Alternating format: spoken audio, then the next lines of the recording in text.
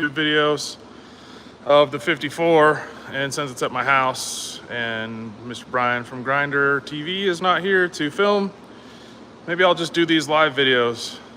I haven't done one before, so I don't know if it's saved or not. But basically, I've gotten to the point. The front and rear suspension's off, and I think I've gotten everything disconnected from cab to frame. So things like the steering and 10,000 bolts that hold the body of this car to the frame rails, I'm pretty sure are off. And I'm working in flip-flops, minimal tools, because I'm at home. I already have another set of doors. So let's see if this comes off, and then if it comes off, maybe I'll give you some backstory on this. Ready? Looks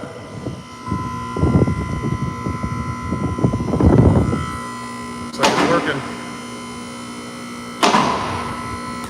Before we go any higher, let's check to make sure we don't have any other straggler wires or cables. That cable right there is disconnected. Other than the shocks that look like they're gonna ride up against the notch area back there, looks like we're good to go. So let's see. Keep going.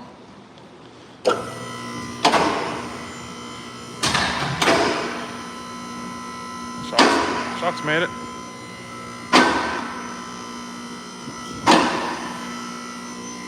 So, for those of you who don't know, this is my home garage. Although it looks like there's a lot of toolboxes there. The red one is totally empty. The blue one is a cooler. It's actually not a toolbox, it's just a cooler. The black one has most of my tools in it. The silver one has all house stuff in it. So.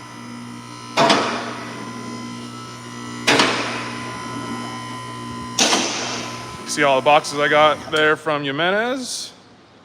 But I figured before I put that stuff on, I was gonna clean up the frame rail, get it sandblasted, have a nice clean surface with which to work before I go welding stuff on. So anyway, there we go. You can see this car's got some rust in it. It's not terribly bad. We got stuff like that and that, but the most part, the rockers are all pretty good. And that's the important part for me, is rockers, because the floor will probably be cut out for the most part anyway. So things like that would be no big deal. We got a little bit over here. My son's homesick from school, and I think I just heard him come out. Let's see if he pokes his head in here.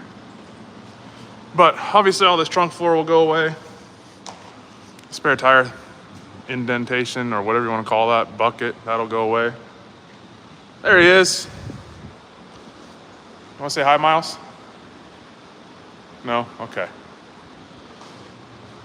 So, since a lot of people have asked, a little backstory on this car is I've always wanted one of these 54 Chevys. My mom was actually born in 1954, so it's kind of a cool thing for me to have. Hi. It's kind of a cool thing to have because it was the year my mom was born. It's really not tied to my mom at all other than that. My dad did have a 55, so maybe I'll do one of those one day. But I've loved these cars right around the time where Jesse James and the Monster Garage crew with Gene Winfield and all those guys built that kind of yellowish one. I'm not gonna go that crazy with this, but that's kind of what got me into these cars.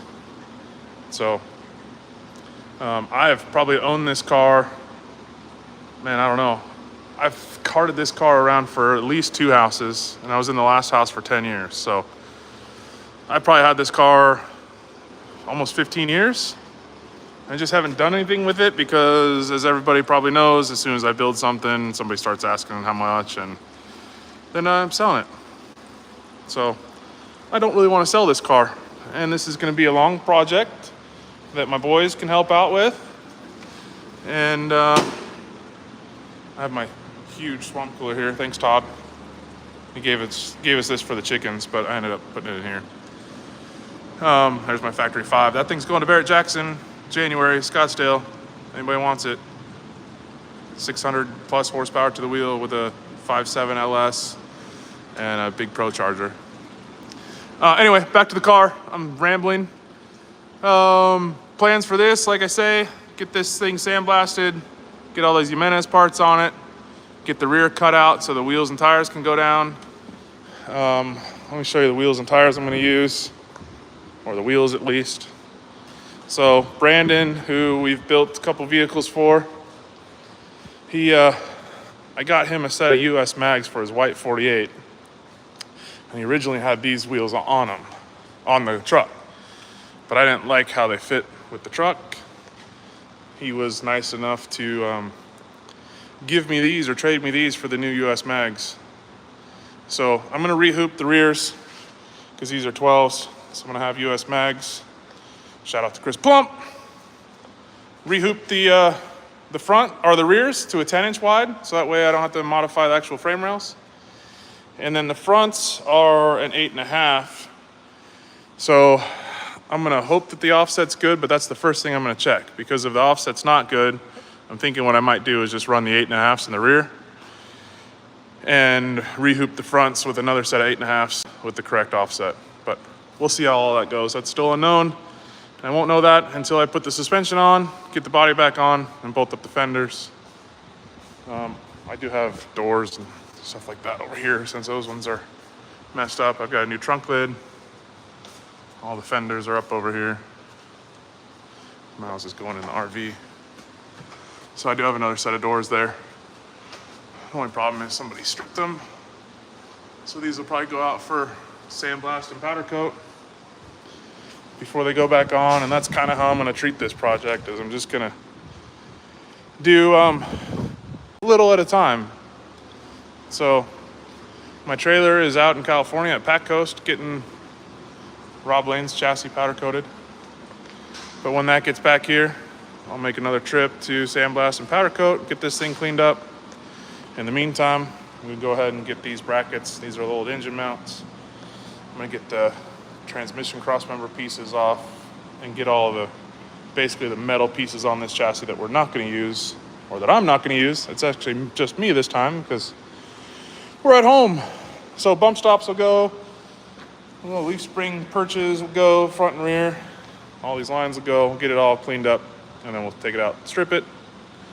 I'm thinking rather than sandblast it, I will sandblast it, but I think I'm going to put a epoxy primer powder coat on it, just to because like I said, it's gonna be a long project, so just to keep it from rusting. And where I do grind off, it'll be no big deal. I can just throw some etching primer back on it with the rattle can. Anyway, that's it. Let me know if you like the live YouTube videos. I'm gonna see if I can save this.